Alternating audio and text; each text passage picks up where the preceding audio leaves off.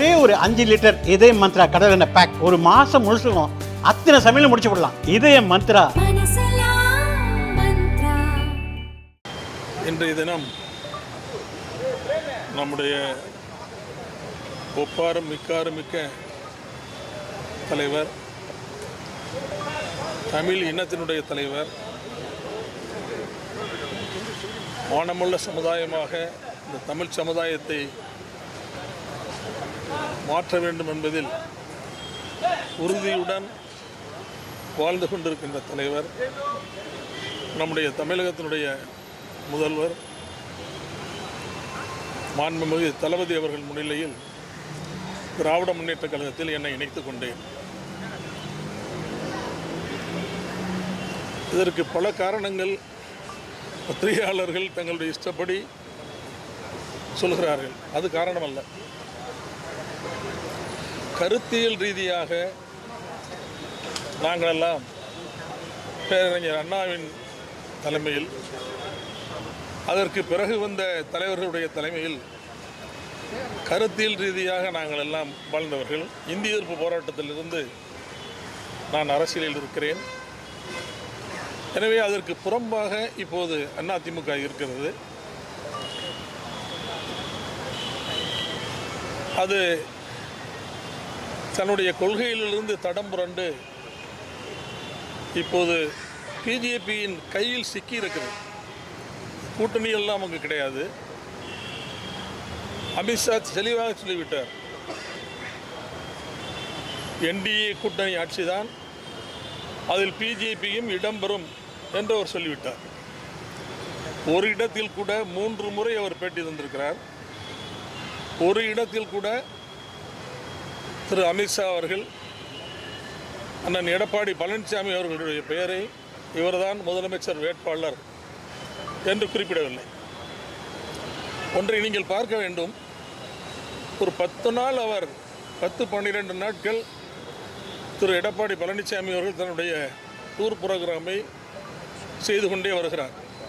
இந்த 10 நாளும் அவர் என்ன முயற்சிக்கிறார், தமிழ்நாட்டு மக்களுக்கு என்ன சொல்ல வருகிறார் என்றால், நான் தான் அதிமுகவின் வேட்பாளர் என்பதை உறுதிப்படுத்தவே அவரால் முடியவில்லை. அதிமுக வெற்றி பெற்றால் நான் தான் முதலமைச்சர் வேட்பாளர் என்று அவரால் சொல்ல முடியவில்லை. அந்த அளவுக்கு தான் அவருடைய நிலைமை இருக்கு. அதையே அவர் இன்னும் உறுதிப்படுத்த முடியவில்லை. பாகிஸ்தானுக்கும் இந்தியாவுக்கும் இருக்கிற போரை நான் தான் நிறுத்தினேன் என்று ஒரு 20 முறையாவது சொல்லியிருப்பார் ட்ரம்ப். யாராவது கேட்டார்களா? யாரும் கேட்கவில்லை. அதை யாரும் கருதவில்லை. அதேபோல் நம்முடைய எடப்பாடி பழனிசாமி அவர்கள் நான் தான் முதலமைச்சர் என்று சொல்லிக்கொண்டே இருக்கிறார். இந்த கூட்டணியை பற்றி நாங்கள் ஏற்கனவே சொல்லியிருக்கிறோம். இது அதிமுகவில் சேர்ந்தால் அதிமுகவை சீரழிப்பதற்குத்தான் பிஜேபி அதிமுகவோடு சேர்கிறது. இதற்கு ஏராளமான முன்னுதாரணங்கள் இருக்கின்றன. மம்தா பானர்ஜியை விட ஒரு போல்டான லீடர் இந்த இந்திய துணைக்கண்டத்திலே இல்லை. மம்தா பானர்ஜி கட்சியை இவர்கள் உடைத்து சிதைத்து அங்கு 2ஆம் கட்ட தலைவராக இருந்த சுவேந்து அதிகாரியை அதிலிருந்து பிரித்து மம்தா பானர்ஜிக்கு எதிராகவே நிற்க வைத்து மம்தா பானர்ஜியை தோற்கடித்து கடந்த தேர்தலில், அதற்கு பிறகு மம்தா பானர்ஜியினுடைய கட்சி வெற்றி பெற்ற காரணத்தால் அவர் முதலமைச்சராக வந்தார். அவர் இடைத்தேர்தலில் போட்டியிட்டு வெற்றி பெற்றார். அதே போல்தான் நம்முடைய தேவகவுடா அவருடைய மகன் குமாரசாமி பிஜேபியோட கூட்டணி. அவர் என்னானது? குமாரசாமி இப்போது எங்கே இருக்கிறார்? ஒன்றுமே தெரியவில்லை. அதே போல் நம்முடைய உத்தவ் தாக்கரே, அவர் என்னானது? அவருடைய ஆட்சி என்னானது? எத்தனை பேர் வைத்திருந்த மிக அருமையான கட்சி அந்த கட்சியை அழித்து விட்டார்கள். அதே போல் எந்த கட்சியில் இவர்கள் சேர்ந்தாலும் சரி, அந்த கட்சியை அழிப்பதுதான் அவருடைய நோக்கம். இப்போது அதிமுகவை அழித்துவிட்டு அதற்கு பிறகு திமுகவோடு ஃபைட் பண்ண வேண்டும் என்பதுதான் அவருடைய அஜெண்டா. அந்த அஜெண்டாவைத்தான் அவர்கள் நிறைவேற்றி கொண்டிருக்கிறார்கள். பிஜேபியில் அந்த அஜெண்டா தான் இப்போது, அதைத்தான் அவர்கள் நிறைவேற்றி கொண்டிருக்கிறார்கள். ஒரு இடத்தில் கூட நம்முடைய உள்துறை அமைச்சர் அமித்ஷா அவர்கள் எடப்பாடி பழனிசாமி தான் முதலமைச்சர் என்று சொல்லவில்லை. என்டிஏ கூட்டணி ஆட்சி நடக்கும், என்டிஏ கூட்டணி ஆட்சியை பிடிக்கும். அந்த கூட்டணியில் பிஜேபியும் இடம்பெறும் என்று தான் அவர் சொல்லிக் கொண்டிருக்கிறார். ஆனால் இதை நேற்று தினம் கேட்டபோது நம்முடைய எடப்பாடி பழனிசாமி சொல்கிறார், ஆட்சியில் பங்கு கொடுப்பதற்கு நாங்கள் ஏமாளி அல்ல என்று நேற்று தான் சொல்கிறார். ஆட்சியில் பங்கு கொடுப்பதற்கு நாங்கள் ஒன்றும் ஏமாளி அல்ல என்று நேற்று தான் சொல்லியிருக்கிறார். இது என்ன தாக்கத்தை ஏற்படுத்துமோ என்று தெரியவில்லை. பிஜேபியை பொறுத்தவரை தமிழ்நாட்டிலே அது ஒரு நெகட்டிவ் ஃபோர்ஸ். அதை கண்டிப்பாக மக்கள் ஏற்றுக்கொள்ள மாட்டார்கள். எனவேதான் நான் எவ்வளவோ சொல்லி பார்த்தேன், கட்சியை காப்பாற்ற வேண்டுமே என்று என் மனதில் உள்ள ஆதங்கத்தை எல்லாம் சொல்லி பார்த்தேன். அதையெல்லாம் அவர்கள் கேட்பதற்கு தயாராக இல்லை. எனவேதான் வேறு வழி இல்லாமல் அங்கிருந்து அடுத்த என்னுடைய சாய்ஸ், அடுத்த ஆப்ஷன் எனக்கு இருக்கின்ற ஒரே ஆப்ஷன் திராவிட முன்னேற்ற கழகம்தான். நம்முடைய அன்பிற்குரிய அண்ணன் அவர்கள் தான் அதில் அடுத்த சாய்ஸாக இருக்கிறார்கள். எனவே தான் நான் நம்முடைய தளபதி அவர்கள் தலைமையில் இங்கு வந்து இணைந்திருக்கிறேன். நிச்சயமாக தளபதி அவர்கள் தான் மீண்டும் முதலமைச்சராக வருவார், அதில் எந்த சந்தேகமும் இல்லை. இதை எப்படி நான் சொல்கிறேன் என்றால், தமிழ்நாட்டு மக்கள் எப்படி வாக்களிக்கிறார்கள் என்றால், ஒரு தலைவர் மீது நம்பிக்கை வைத்துத்தான் அந்த கட்சிக்கு வாக்களிக்கிறார்கள்.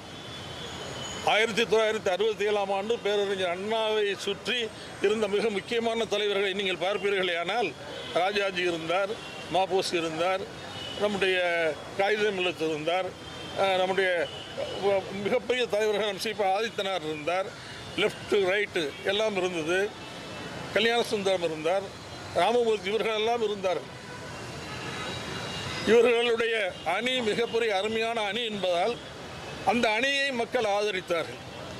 அதற்கு பிறகு 71 தேர்தலில் டாக்டர் கலைஞர் அவர்களும் புரட்சித் தலைவர் எம்ஜிஆர் அவர்களும் சேர்ந்து அந்த 71 தேர்தலை சந்தித்த காரணத்தால் மிகப்பெரிய வெற்றியை அந்த தேர்தலில் தந்தார்கள். அதற்கு பிறகு நீங்கள் பாருங்கள், யாருக்கு ஓட்டு?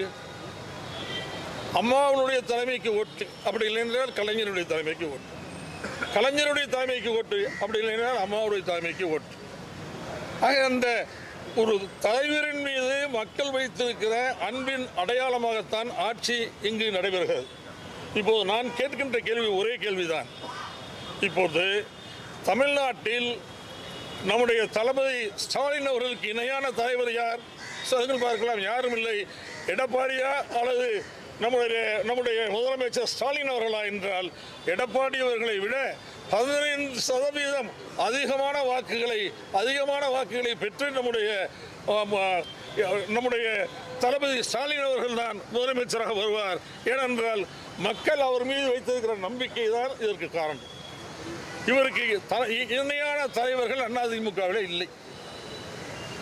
அது இனிமேல் வருவார்களா என்பதும் சந்தேகம்தான். எனவேதான் திராவிட இயக்க கொள்கைகளை காப்பாற்றுகின்ற, மாநில சுயாட்சியை காப்பாற்றுகின்ற, மொழியை காப்பாற்றுகின்ற, நம்முடைய இனத்தை காப்பாற்றுகின்ற, நம்முடைய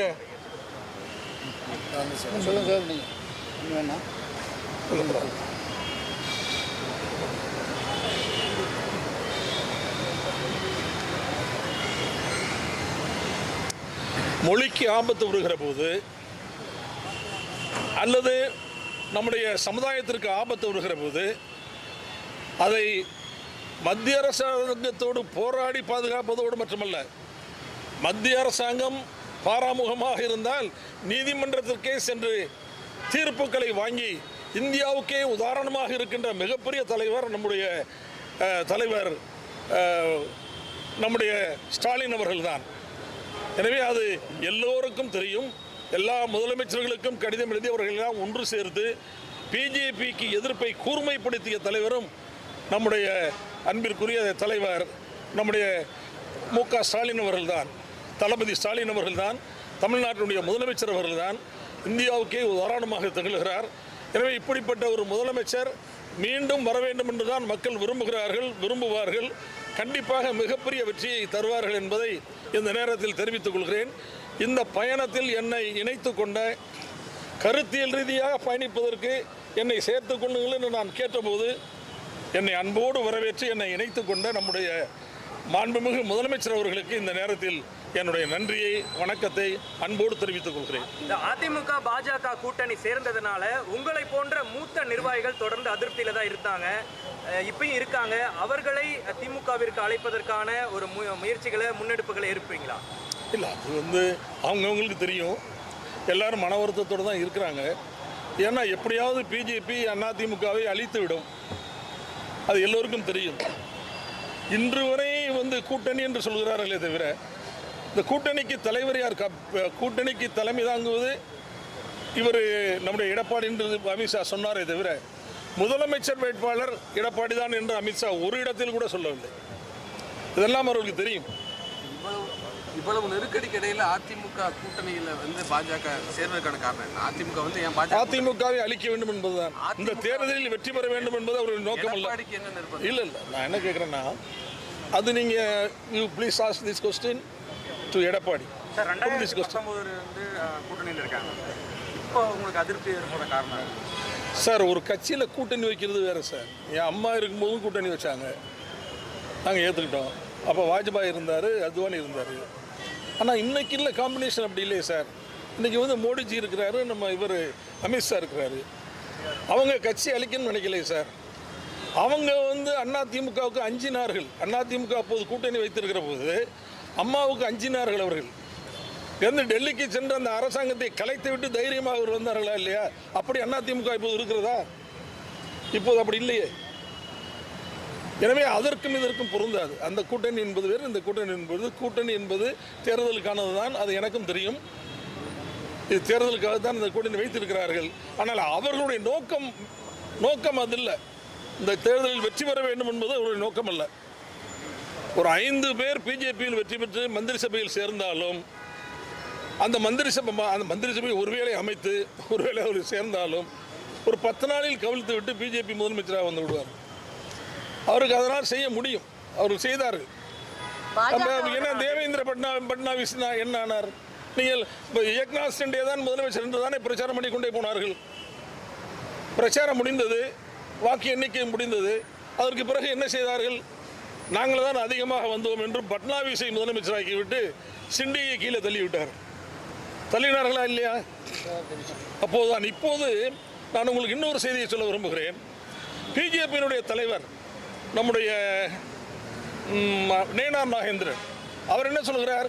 இந்த தேர்தல் எங்களுக்கு முக்கியம் இல்லை, அடுத்த பார்லிமெண்ட் தேர்தல் தான் எங்களுக்கு முக்கியம் என்கிறார்.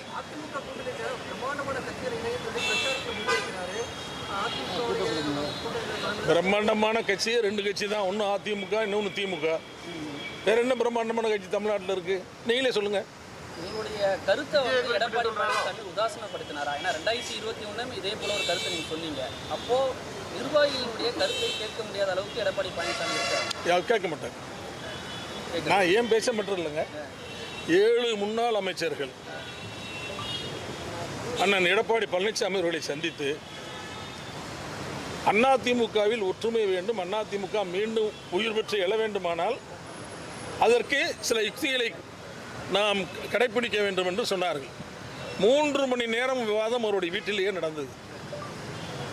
அந்த விவாதத்தில் கலந்து கொண்ட ஒரு அமைச்சரை என்னிடம் சொன்னார், என்ன நடந்தது என்று சொன்னார். கடைசி வரை எடப்பாடியார் அவர்கள் ஒப்புக்கொள்ளவில்லை, வேறு வழியில்லை என்று விட்டுவிட்டார். அவர் இது எதையும் ஏற்றுக்கொள்ள மாட்டார்.